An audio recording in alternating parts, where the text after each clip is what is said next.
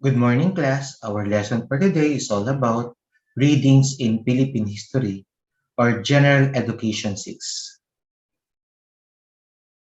Our topic for today is all about definition of history. In your own words or sentence, what is history for you? Very good. You can give now your definition. What is history? Meaning of history. History is the study of life and society in the past in all its aspects. In relation to present developments and future hopes, history is or should be an attempt to rethink the past. Collingwood, 1945, is particularly interested in this concept of history. Pag sinabi natin history o kasaysayan, ito'y tumutukoy o pag-aaral sa isang lipunan sa nakaraang aspeto. Ito ay may kinalaman din sa kaugnayan nito sa hinaharap o sa kasalukuyan. Siyempre yung pag-unlad at siyempre yung ating pag-asa sa kinabukasan. The study of past events, particularly in human affairs, medieval European history. Pag sinabi nating history, ito ay may kinalaman sa mga nakaraang mga pangyayari, particular na sa mga nangyari sa isang tao. The whole series of past events connected with someone or something, the history of agent painting.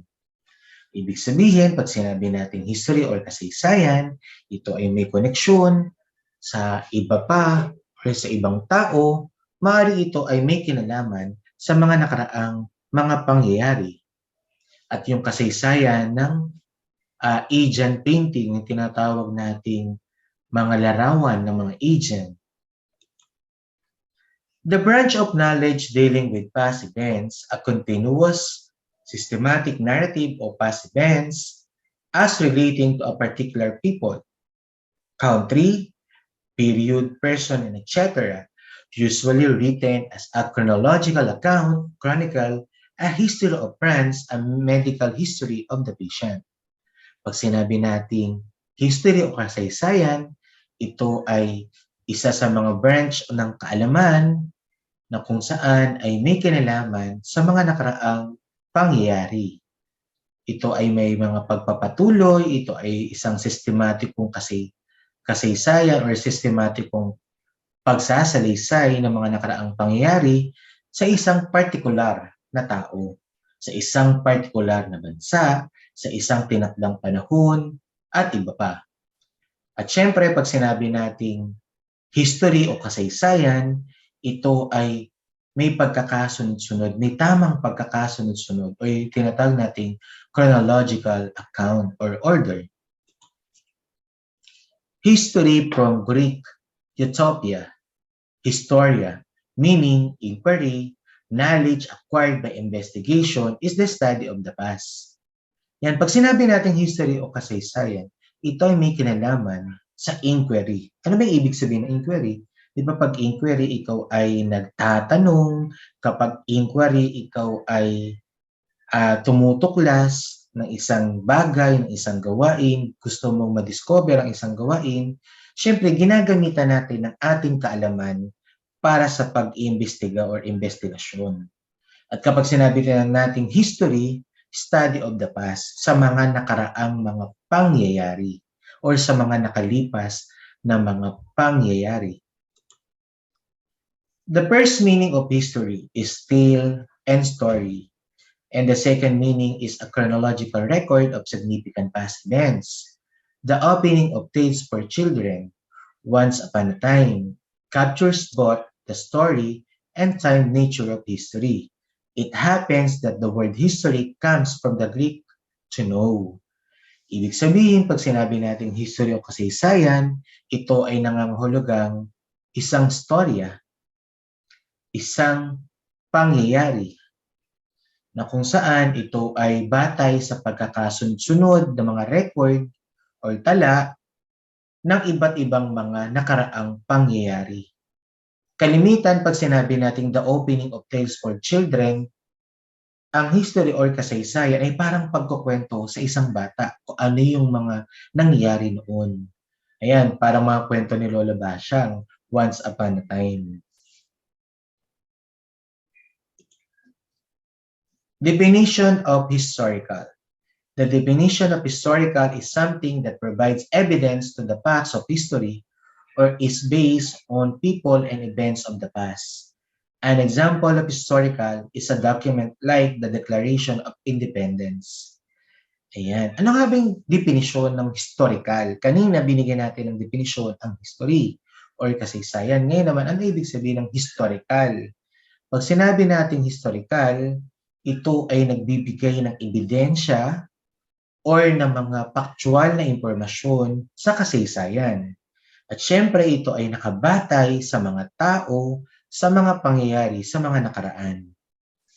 Halimbawa na lamang ng historical na dokumento ay yung pagdedeklara o yung deklarasyon ng ating kalayaan o yung araw ng kalayaan, Independence Day o araw ng kasarinlan. History has been divided into 6 different types: political history, diplomatic history, cultural history, social history, economic history, intellectual history. Yan yung 6 na yan ay iba't ibang uri ng kasaysayan. Depende kung ano yung nilalaman ng kasaysayan. Kapag sinabi nating political history, ito yung may kinalaman sa politika, sa mga politiko, sa mga nangyari sa mga politiko. Pag sinabi naman nating diplomatic history, ito ay may kinalaman sa pagsasaayos or sa pagkakaroon ng kapayapaan or sa pagkakaisa or sa pakikiisa kasi diplomatic. Pag sinabi naman nating cultural history, culture, ito ay may kinalaman sa ating kultura. Ito ay may kinalaman kung anong kultura meron tayo, yung nag-ugat ng ating kultura. Social history, ito ay may kinalaman sa ating lipunan, sa ating ginagalawan sa ating lipunan.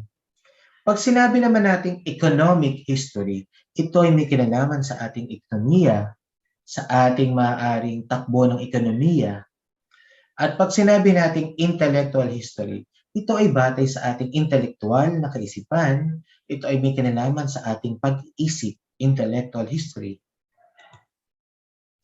Father of history. Herodotus has been called the father of history, an engaging narrator with a deep interest in the customs of the people he described. He remains the leading source of original historical information not only for Greece between 550 and 479 BCE, but also for much of Western Asia and Egypt at that time. Ibig sabihin, si Herodotus ang ama ng kasaysayan. Siya yung nagpasimula ng pagsasalaysay sa mga naka-interest na mga kultura, na mga customs or mga sinasabi nating mga paniniwala, mga pamahiin ng isang tao. At siya yung namuno sa pagkakaroon ng orihinal na mga historical na mga impormasyon o datos sa Gresya. Ayan, pag sinabi natin Greece ay Gresya. At syempre, hindi lang sa Gresya, maging sa Western Asia at Egypt sa mga oras na iyon. Importance of history. The study of history is important because it allows one to make more sense of the current world. One can look at the past economic and cultural trends and be able to offer reasonable predictions of what will happen next in today's world. One can also understand why some rules exist in the modern world. Pag sinabi nating kahalagahan ng kasaysayan, ang pag-aaral ng kasaysayan ay napakahalaga kasi ito ay nagbibigay ng pansin para magkaroon tayo ng isang mahalagang kasaysayan na nangyari sa ating mundo. Siyempre, napakabuluhan yung mga pangyayaring yan na naitala sa ating mundo. At kapag sinabi nating history, ito ay pag-aaral din sa mga nakaraang ekonomiya at mga trends or mga mga kultura, ayan, mga masabi nating mga nakaraang kultura sa ating bansa. At syempre, yung mga predictions na yan, kung ano yung maaaring mangyari sa mga susunod na panahon. The order in which events occur is central to the study of history. One of the keys to studying and learning history is to establish connections between facts. The best way to do this is to start by developing an understanding of the big picture and then working your way down to the detail. Ibig sabihin, kung tayo ay mag-aaral ng kasaysayan o ng history, kailangan natin maunawaan bakit nga ba natin pinag-aaralan, bakit kailangan ba natin dapat matutuhan ang kasaysayan. Siyempre, para magkaroon tayo ng koneksyon sa mga iba't ibang mga pangyayari, sa mga makatotohanang pangyayari sa ating bansa. At siyempre, magagawa na lamang natin ito kung uunawain natin ang mga malaking larawan na batay sa mga nangyari, sa mga detalye mula sa pinakamaliit na detalye hanggang sa pinakamalaking detalye or impormasyon. The term history. The short version is that the term history has evolved from an ancient Greek verb that means to know, says the Oxford English Dictionaries, Philip Durkheim. The Greek word historia originally meant inquiry, the act of seeking knowledge as well as the knowledge that results from inquiry.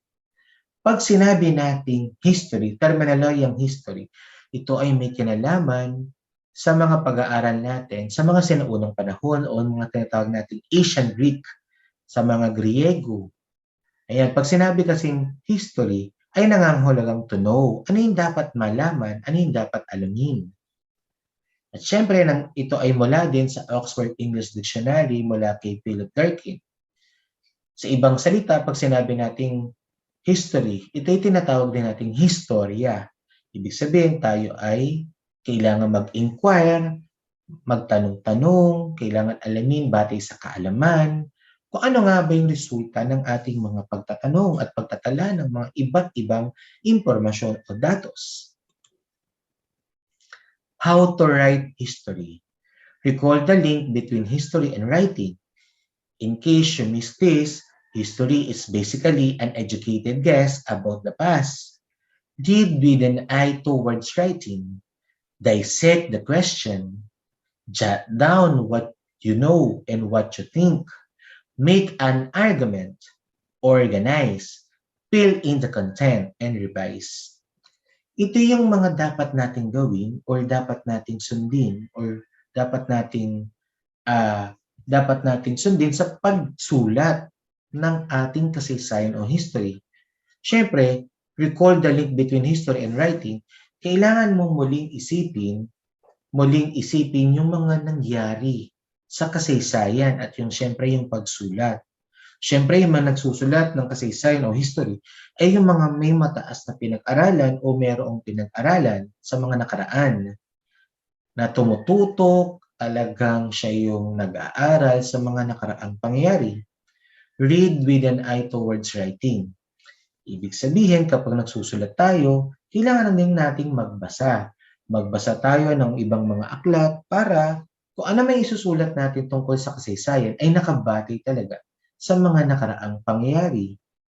Dissect the question. Pwede naman natin sagutin yung mga tanong tulad ng ano, sino, saan, kailan, bakit at paano. Sa pagsulat ng kasaysayan o ng history, kailangan ay alam natin sagutin ang mga sumusunod na tanong. Kasi pag nasagot natin ang iba't ibang mga tanong tulad ng ano, sino, saan, kailan, bakit at paano, ay maaari na tayo makapagsulat or makapagtala ng ating kasaysayan o history. Jot down what you know and what you think. Ibig sabihin kung ano yung mga alam mo, kung ano yung mga karunungan na alam mo tungkol sa kasaysayan, yung mga natatandaan mo, yung na-retain sa utak mo, kailangan mo lang din isulat at isulat mo kung ano yung gusto mo pang malaman at kung ano yung dapat mo pang malaman. Make an argument. Ibig sabihin, pwede naman tayong sumulat ng kasaysayan sa pamamagitan ng mga argumento para patunayan kung nangyari talagang isang bagay o isang pangyayari, pwede tayong gumawa ng argumento. Organize. Dapat maging organisado tayo. Magkaroon tayo ng sistema, nagkaroon tayo ng proseso para maisulat natin ang ating kasaysayan. Maisulat natin batay kung ano yung simula hanggang sa kasalukuyan nating kasaysayan. Fill in the content.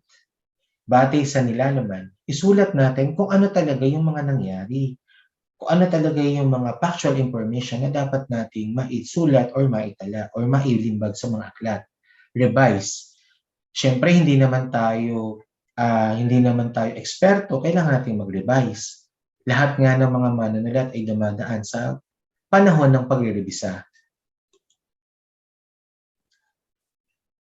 According to Russian historism or history, words designating objects, things, or phenomena that do not exist today. Unlike ageism, historical terms do not have semantic equivalence in the modern language. Okay, mula naman sa mga Russian, sa ibig sabihin ng history na historism, ito ay batay kung ano nga ba yung mga bagay, yung mga objects, or yung mga pinagmulan or phenomena na maaaring hindi na nag-i-exist ngayon. Siyempre, kapag kasaysayan, hindi na siya nag-i-exist kasi ito ay nangyari na sa mga nakalipas na panahon. At ayon naman sa historical terms, pag sinabi natin semantic equivalence, ano nga ba yung kahulugang semantiko or katumbas ng mga salita ngayon sa makabagong wika? Study of history. Only through studying history can we grasp how things change. Only through history can we begin to comprehend the factors that cause change. And only through history can we understand what elements of an institution or society persist despite change. Studying history enables us to develop better understanding of the world in which we live. Building knowledge and understanding of historical events and trends, especially over the past century, enables us to develop a much greater appreciation for current events today. Pag sinabi nating pag-aaral ng history or kasaysayan, ang ating pinag-uusapan dito yung mga pagbabagong nagaganap sa ating bansa, sa ating lipunan. Dapat maunawaan natin at intindihin natin mabuti yung mga pagbabagong nagaganap na ito. At syempre sa pag-unawa natin sa mga pangyayaring nagaganap sa ating lipunan, nagkakaroon tayo ng kamalayan sa ating lipunan. At sa pag-aaral ng history o kasaysayan, ay nauunawaan natin kung bakit tayo nabubuhay sa mundo. At gayon din ay nagkakaroon tayo ng kamalayan, ng kaalaman sa mga iba't ibang nangyari, sa mga pangyayari sa ating mga bansa, ano-ano yung mga bagong trends or issue, at syempre sa mga nangyari sa mga nakalipas na mga century o ng mga nagdaang mga dantaon. At sa pag-aaral ng kasaysayan ng history, ay ma-appreciate natin yung mga kasalukuyang panahon o sa mga salukuyang nangyayari sa ating lipunan. The study of history is important because it allows one to make more sense of the current world. One can look at past economic and cultural trends and be able to offer reasonable predictions of what will happen next in today's world. One can also understand why some rules exist in the modern world. Pag sinabi nating history o pag-aaral ng kasaysayan, ito ay napakahalaga. Kasi ito ay nagbibigay ng pansin, ito ay nagpapahintulot na magkaroon tayo ng sense o nagkaroon tayo ng makabuluhan o mga makabuluhang pangyayari sa ating mundo sa kasalukuyan. Siyempre, hindi natin ma-appreciate yung kasalukuyang pangyayari or kasalukuyan nating sitwasyon kung hindi natin na-appreciate yung ating past o yung nakaraang mga kasaysayan ng history. At syempre, pag sinabi nating history, pag-aaral din ito sa ating ekonomiya at sa ating kultura. Syempre, malalaman dito, ano ba yung mga susunod na mangyari? Katulad ngayon, mayroong digmaan sa pagitan ng Russia at ng Ukraine.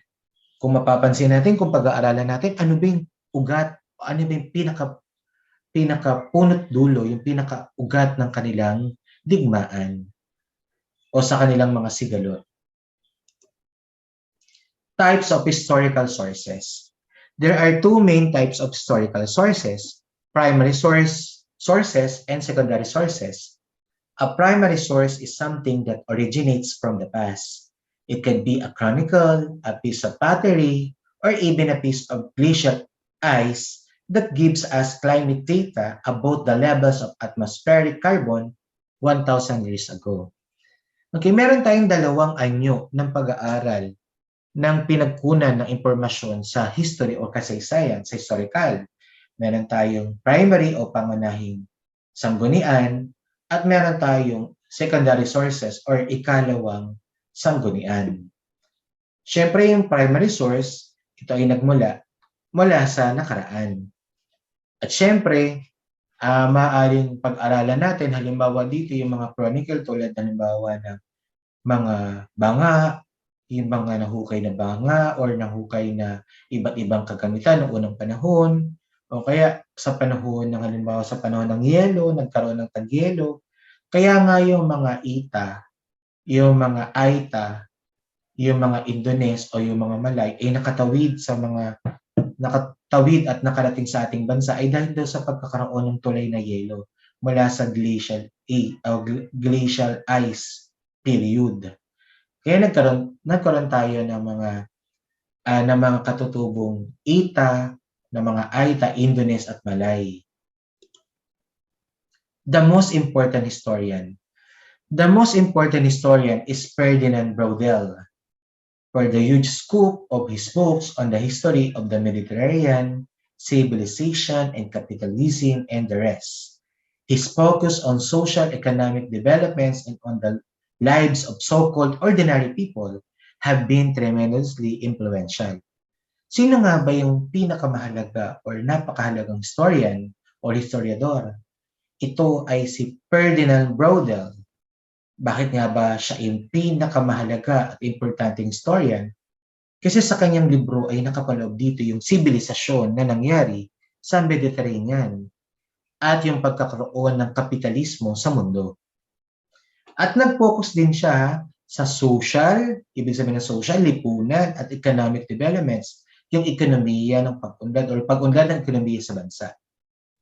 Kaya tinawag siyang so-called ordinary people had been tremendously influential. Napaka-influential niyang tao. First female historian. She is a former faculty member of the Humanist Institute. Byzantine Princess Anna Komnena from December 1 or December 2, 1083 to 1153 was the first woman known to personally record historical events as historian. Siya yung kauna-unang historiador o historiador na babae na kung saan siya yung nag-record, yung pansariling record niya sa mga nangyari noon, sa mga historical events bilang isang historiador. The civic purpose of history, on the other hand, is to help a community, a nation, a religious or ethnic group understand the present in ways that orient the group to the future. The questions asked and the answers offered will be ones relevant to the community at large rather than a scholarly community of inquiry. Ano nga ba yung pinaka-purpose o pinaka-layunin ng kasaysayan? Sa ibang salita o sa ibang mga pagpapakahulugan or pagpapaliwanag, ito ay para makatulong tayo ng isang pamayanan ng ating nasyon o ng ating bansa. Siyempre, ang kasaysayan ay makatutulong din sa relihiyon o sa mga religious group or ethnic group. Pag sinabi natin ethnic group, ito ay may kinalaman sa ating mga katutubong mga ninuno sa mga ethnikong grupo. Malalaman at maunawaan natin lahat yan kapag pinag-aralan natin ang history or kasaysayan. At makatutulong tayo kung tayo ay mag-aaral ng ating kasaysayan, particular na sa kasaysayan, particular sa tao, particular na sa ating bansa. Siyempre, yung mga pinag-aaralan natin sa history ay yung ating mga bayani, yung mga bayaning Pilipino, yung nagbuwis ng buhay para sa ating bansa. Historical sources. Historical sources include documents, artifacts, archaeological sites, pictures or transmissions, stone inscriptions, paintings, recorded sounds, images, photographs, motion pictures, and oral history. Even ancient relics and ruins, broadly speaking, are historical sources. Historical sources can be divided into main categories, primary and secondary. Sa historical sources naman, ang tinatawag na ito yung kinakapalooban ng mga dokumento, mga artifacts, yung mga nahukay ng mga archaeologists. Ayan, sa mga archaeological sites, makikita natin yung mga nahukay ng mga banga, mga pinggan, yung copper plate sa Laguna, ayan, yung pictures, yung oral transmissions, kasi yung kasaysayan ay pwede nating mailipat mula sa isang bibig or mula sa pagkukwento ng isang tao patungo sa iba.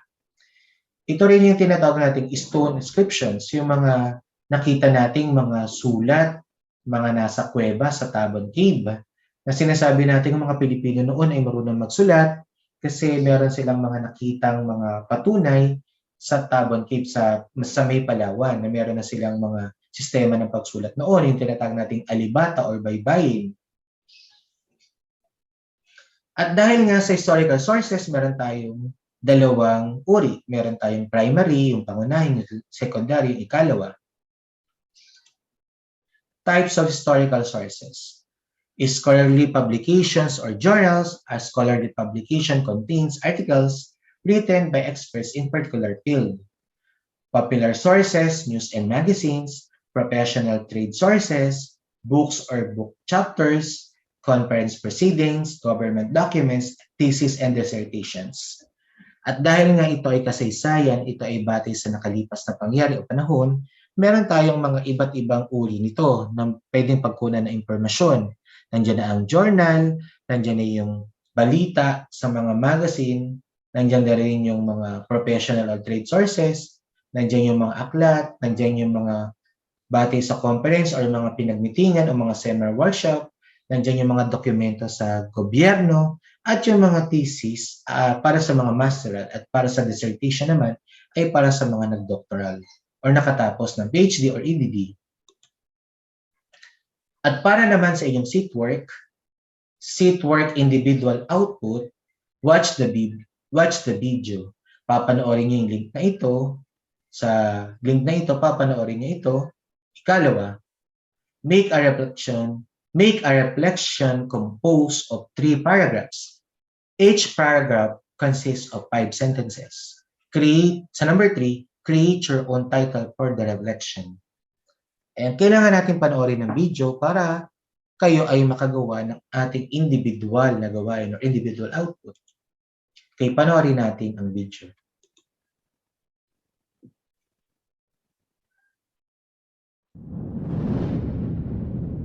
The history of what is today the Philippines started with the arrival of its first humans. It is believed they used rafts or boats around 60,000 years ago, with groups of diverse people settling in the archipelago. Some of these groups started to develop and expand into bigger settlements, and in the next thousands of years, they evolved into what some scholars believe to be considered early states. Austronesians and afterwards speakers of the Malayo-Polynesian languages began to arrive in successive waves beginning about 4000 BC.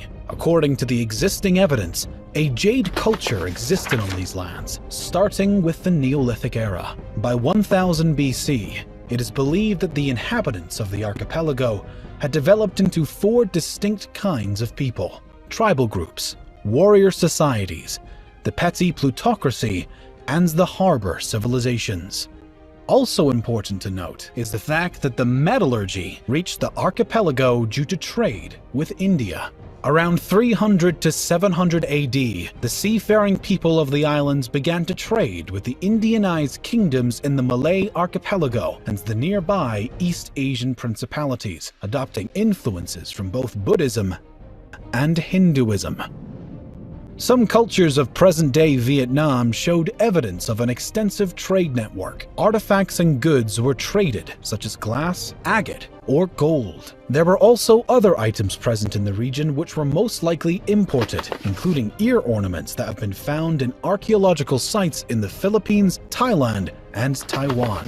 The Indian culture influenced the Southeast Asian region starting with the 1st century. During the period of the South Indian Pallava dynasty and the North Indian Gupta Empire, Indian culture spread to Southeast Asia, and it reached the Philippines, which led to the establishment of new kingdoms largely influenced by the Indian culture and traditions. The date inscribed in the oldest Philippine document found so far, the Laguna copperplate inscription, is 900 AD. From the details of the document, written in Kawi script, the bearer of a debt, Namwaran, along with his children, is cleared of a debt by the ruler of Tondo. This is the earliest document that shows the use of mathematics in pre-colonial Philippine societies. A standard system of weights and measures is also demonstrated by the use of precise measurement for gold and other items, as well as in astronomy. From the various Sanskrit terms and titles seen in the document, the culture and society of the Manila Bay were that of Hindu Old Malay amalgamation, similar to the cultures of Java, Peninsular Malaysia, and Sumatra at the time. In the years leading up to 1000, there were already several maritime societies existing in the islands, but there was no unifying political state encompassing the entire Philippine archipelago. Instead, the region was divided into numerous semi-autonomous city-states under the rule of the plutocracy, while a number of states existed alongside the highland societies. These smaller structures alternated between being part of or being influenced by larger Asian empires like Maya Pahit. Around 1225, the nation of Mai, a Buddhist pre-Hispanic Philippine island state centered in Mindoro, flourished, attracting traders and shipping from the kingdom of Ryukyu to the Empire of Japan. Chao Jakua, a customs inspector in Fujian province, China, wrote the description of the barbarous peoples, describing trade with this pre-colonial state. Its people were noted for their honesty in trade.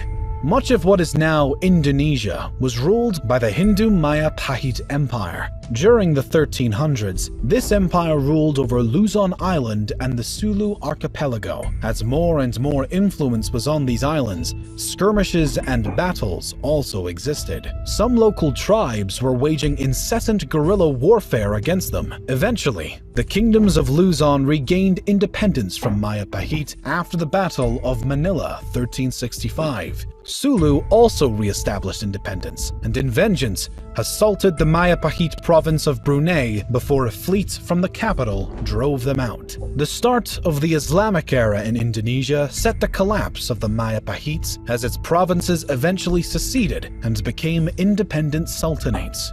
In 1380, Makdum Karim, an Arab trader born in Johor, arrived in Sulu from Malacca and brought Islam to the Philippines. Additionally, Sharif ul Hashim, an Arab Muslim explorer, established the Sultanate of Sulu by converting its previous ruler, the Hindu king Raja Baguinda, to Islam and then marrying his daughter. The Sultanate of Maguindanao rose to prominence at the end of the 15th century. Meanwhile, the religion was introduced to the area by Muslim missionaries and traders from the Middle East, Indian, and Malay regions who propagated Islam to Sulu and Maguindanao. As before, when Buddhist and Hindu cultures influenced the archipelago, the same case happened with the Muslim culture. Upon the secession of Brunei from the Maya Pahit Empire, they imported the Arab emir from Mecca, Sharif Ali, and became an independent sultanate. The new religion started to grow roots in the Philippines through conquest and conversion of local leaders in the next decades. Moreover, Islam was further strengthened by the arrival to the Philippines of traders and proselytizers from Malaysia and Indonesia. In 1521, the Spanish reached the archipelago through the expedition around the world led by Portuguese-born Spanish explorer Ferdinand Magellan. claiming the islands he saw for the Spanish Empire. He established friendly relations with some of the local leaders and converted some of them to Roman Catholicism. Because the Philippines are a large archipelago, the Spaniards started to explore many islands. However, the explorer Ferdinand Magellan was killed during the Battle of Mactan against the local ruler Lapu-Lapu. Over the next several decades, other Spanish expeditions were dispatched to the islands. In 1543, an expedition was led to the islands, naming them Philippines, in honor of Philip of Austria, who became Philip II of Spain on January 16, 1556. The name was then extended to the entire archipelago later on in the Spanish era. European colonization began in earnest when Spanish explorer Miguel López de Legazpi arrived from Mexico in 1565 and formed the first European settlements in Cebu.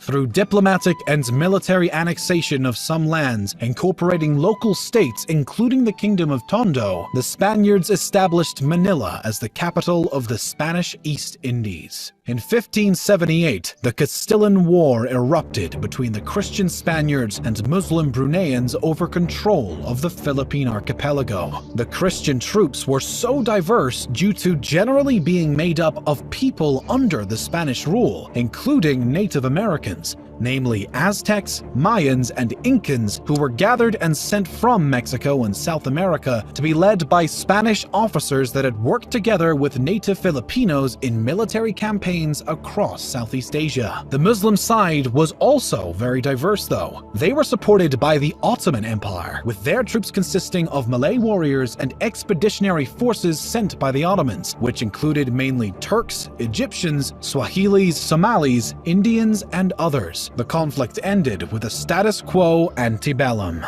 Just 20 years after the conquest of Luzon, remarkable progress existed in the work of colonization of the islands and the spread of Christianity. A cathedral was built in the city of Manila with an episcopal palace. Other monasteries and churches were built across islands, and more people started to convert to Christianity. Furthermore, Spanish and Mexican families settled in the new lands, creating stronger communities. Much of the archipelago came under Spanish rule, creating the first unified political structure known as the Philippines. Spanish colonial rule saw the introduction of Christianity, the code of law, and the oldest modern university in Asia. The Philippines was ruled by the Mexico-based Viceroyalty of New Spain, and after, the colony was directly governed by Spain. Many of the local people revolted in the next centuries due to some abuses made by the Spanish authorities. Their rule ended after the American-Spanish War at the end of the 19th century in 1898. The Philippines became a territory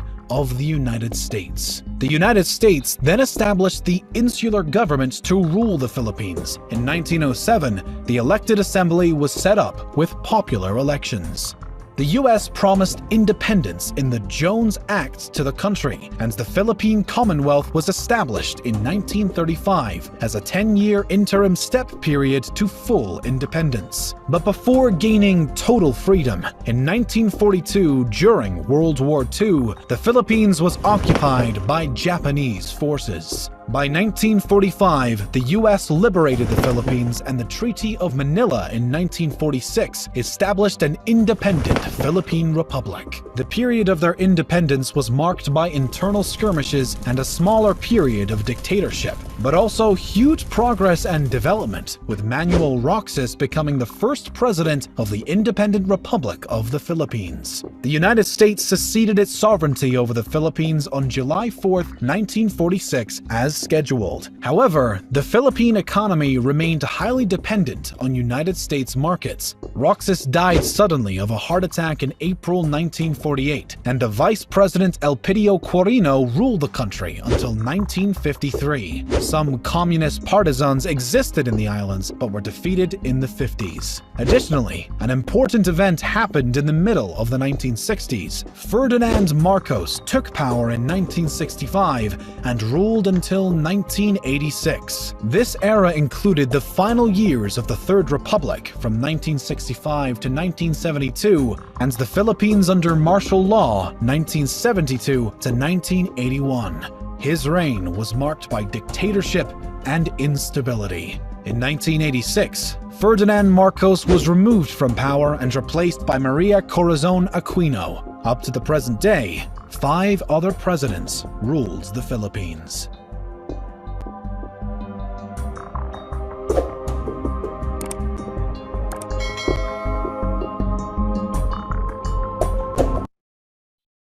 Okay, class, what is your key takeaways of what have you learned?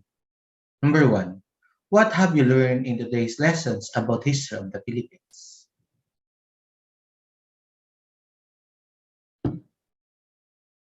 Okay, class. Hanggang dito na lamang. Paalam na sa inyo lahat. Goodbye, class. Keep safe and God bless.